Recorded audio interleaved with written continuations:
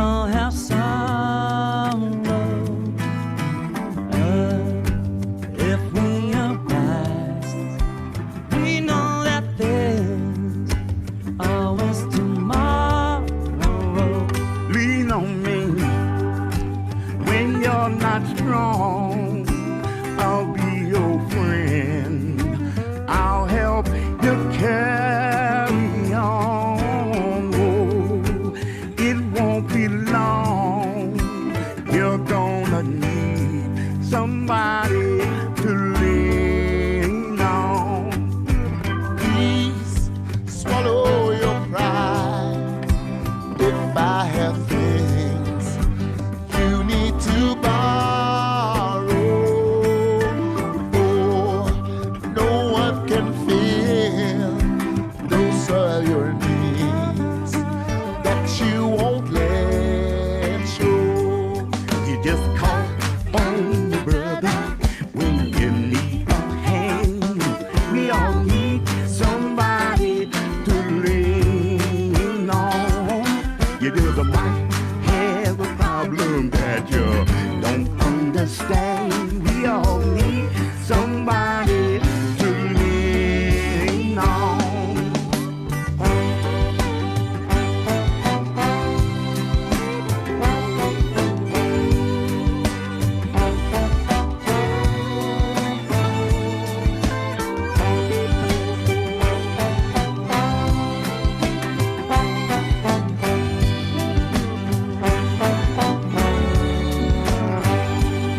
You just call on your brother when you need a hand. We all need somebody to lean on.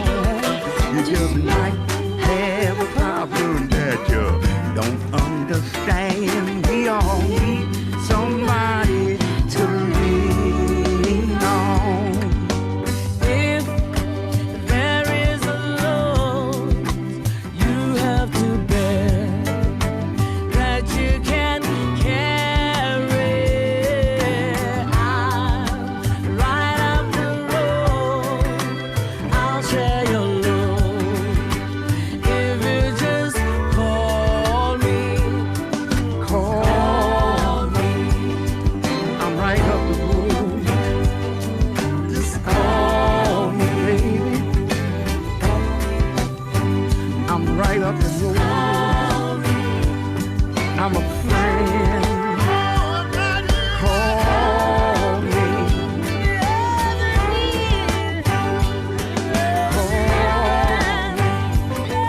I'm right up the road. You gotta call me. I'm a friend. Call me. I'll carry your load. Call me. I'll help carry your load.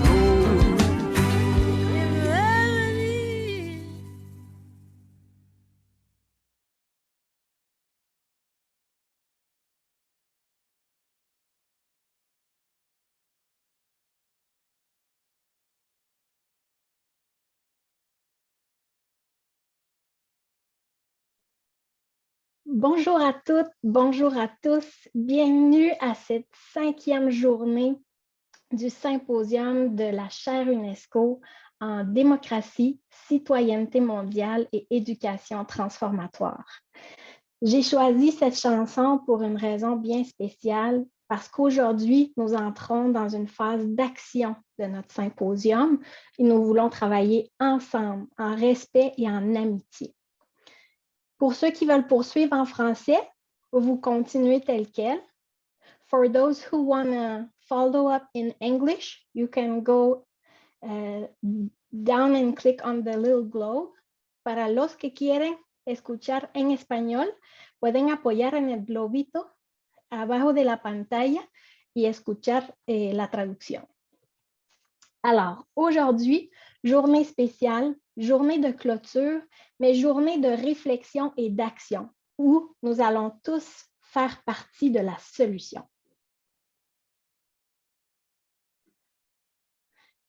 Alors, comme à tous les jours, pour moi, c'est important de vous mentionner qu'on se situe sur des territoires, les organisateurs du symposium actuellement, qui sont non cédés par deux peuples, un peuple algonquin Anishinaabe et un peuple Mohawk Canyon Keaka. La raison pour laquelle à chaque jour je fais cette mention, c'est parce que le symposium et la chaire UNESCO, nous voulons nous insérer dans une posture de reconnaissance et de solidarité dans le but de faire partie du processus de réparation. Je veux vous raconter une expérience de réparation qui a eu lieu dans la province de Nouvelle-Écosse au Canada. C'est une jeune étudiante, Leah Kraser, qui fait partie d'une communauté autochtone Mi'kmaq, et elle a réussi par sa détermination à faire changer le cursus du programme de biologie de son université, l'Université Acadia. Et maintenant, plus de 120 étudiants en biologie ont pu suivre un cours obligatoire d'initiation aux savoirs traditionnels autochtones. Alors, cette façon de voir les choses permet justement une réappropriation et une reconnaissance de l'identité autochtone. Elle parle du Etwapmunk, une façon d'avoir deux visions, une vision plus occidentale et une vision plus traditionnelle qui fait en sorte que la réponse aux problématiques est beaucoup plus appropriée. Et vous vous dites, mais cette situation-là, elle est canadienne. Qu'est-ce que ça m'apporte à moi qui se trouve à l'autre bout de la planète? Eh bien, dites-vous que chaque continent a ses premiers peuples, a des peuples qui ont vécu une forme de discrimination et leurs savoirs comptent, leurs savoirs sont essentiels et c'est notre rôle de les découvrir et de s'inscrire dans une solidarité avec ces peuples. Donc aujourd'hui, nous allons briller de tous nos feux. Nous allons nous engager, participer et devenir les étoiles filantes dont je vous promettais la mission dès lundi.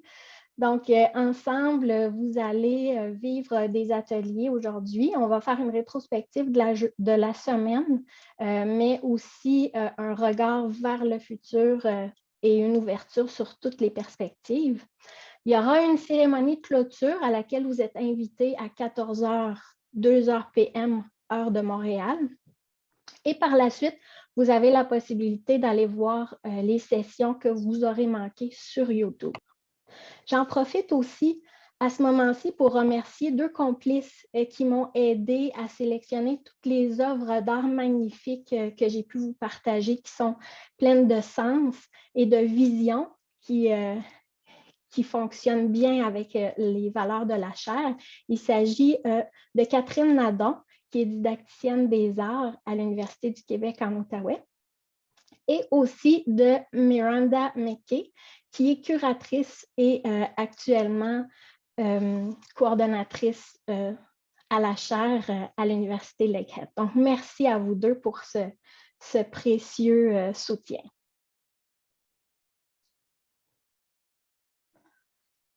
Donc, aujourd'hui, je veux qu'on revienne sur les séances de Paul, de Michael, de Gina et de Lucie.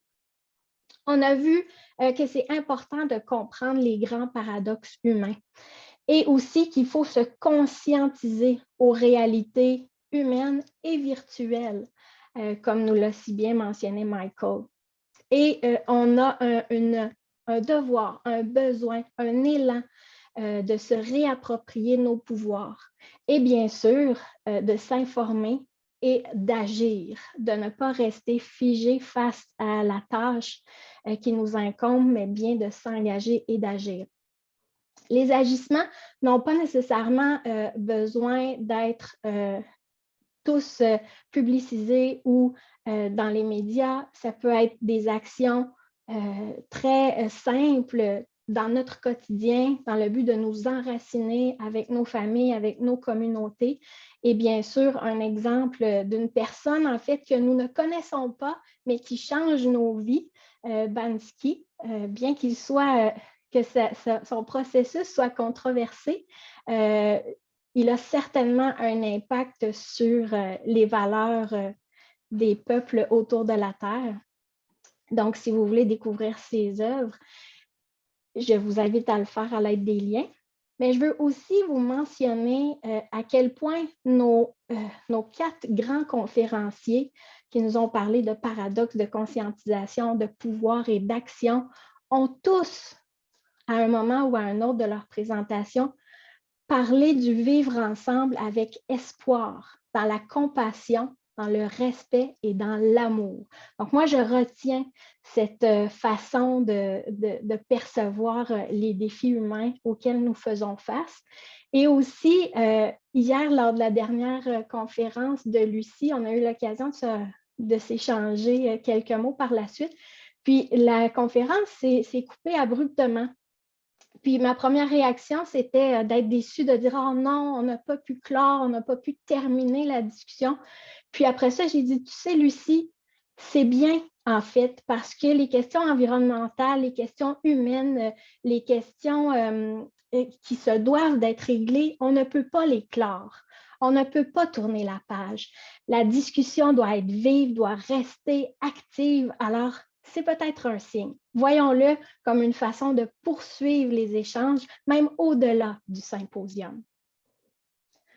Je veux vous parler aussi de conscientisation, d'action solidaire et de réparation. Une œuvre ici que je vous présente qui m'a profondément touchée, c'est un projet d'origami de Mademoiselle Maurice, qui est une artiste française, où elle a utilisé des petits bouts de papier colorés pour proposer un sentier vers la réparation. Et ce projet-ci a été réalisé avec des gens du milieu carcéral pour leur donner espoir, pour leur donner un sens et un symbole à leur vie et dans un espoir de vie nouvelle.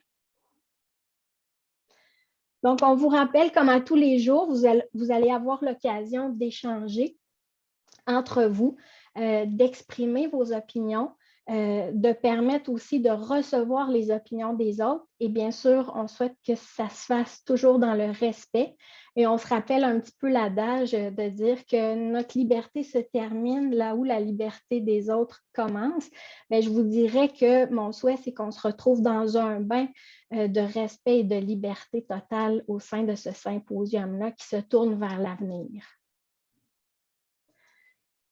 Pour la journée d'aujourd'hui, je vous annonçais quelque chose de spécial. En fait, ce sont des ateliers, 2 types d'ateliers. On commence par des ateliers de stratégie à prioriser pour par la suite passer à des ateliers de pistes d'action et de réseautage.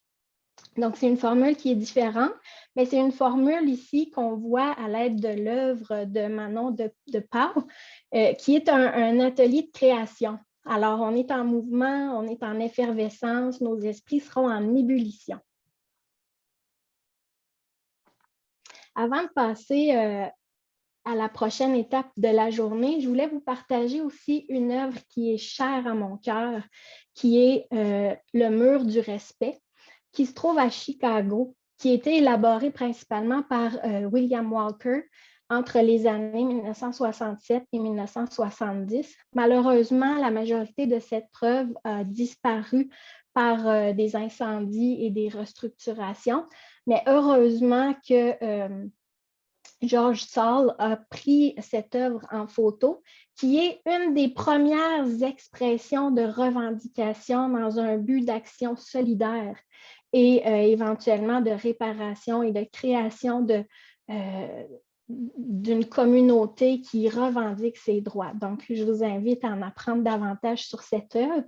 Puis vous voyez aussi derrière moi, mon fond d'écran, c'est aussi une œuvre, une fresque, une murale socio-engagée qui a été faite par Onaire, qui est un collectif argentin qui propose des créations murales qui sont socialement engagées. Donc, c'est une forme d'expression, puis c'est une forme aussi d'action sociale qui permet de toucher l'imaginaire des gens. Alors, juste avant d'entamer l'action, il faut une phase préliminaire. Tantôt, on voyait l'œuvre, la photo de Manon de Pau qui était déjà en action. Mais avant d'entamer l'action, je souhaiterais qu'on fasse vraiment un bilan réflexif de ce qui s'est passé cette semaine. Donc, alors, vous allez avoir la chance d'écouter 3 panélistes qui vous feront un résumé dans les 3 langues. Et pour ce faire, je vais vous laisser entre d'excellentes mains, les mains de Nancy Burroughs, qui est notre présidente de session pour la prochaine heure. Et cette femme, c'est une experte en coopération internationale et en action citoyenne. Et pour avoir eu le privilège de travailler avec elle, je vous dirais que c'est une femme dynamique qui a des idées plein la tête et avec qui c'est très stimulant de travailler. Donc, je vous laisse entre bonnes mains avec Nancy. La parole est à toi, ma chère. Merci beaucoup. Alors, bon matin tout le monde dans cette 5e journée d'une semaine intense et stimulante là, du symposium. Donc, effectivement, comme Julie disait, on est rendu à la dernière journée et le formule est un peu différent des autres journées. Comme disait Julie, donc, nous allons dans cette session-ci partager des idées, des perspectives, un peu un retour sur les derniers jours, mais sans du tout prétendre en faire un bilan ou une synthèse parce que ça serait impossible de faire la synthèse de l'ensemble de la richesse de ce qui s'est discuté cette semaine. On veut aussi parler, dans le fond, c'est la fin du symposium aujourd'hui, mais c'est la poursuite et la continuité des liens, des collaborations, des réflexions et de la construction d'idées, de projets, de transformation sociale qui ont percolé durant cette semaine. Pardon. Et donc, l'idée, c'est d'échanger, de continuer à stimuler le dialogue et de voir comment on peut continuer à bâtir et co-construire dans les suites du symposium.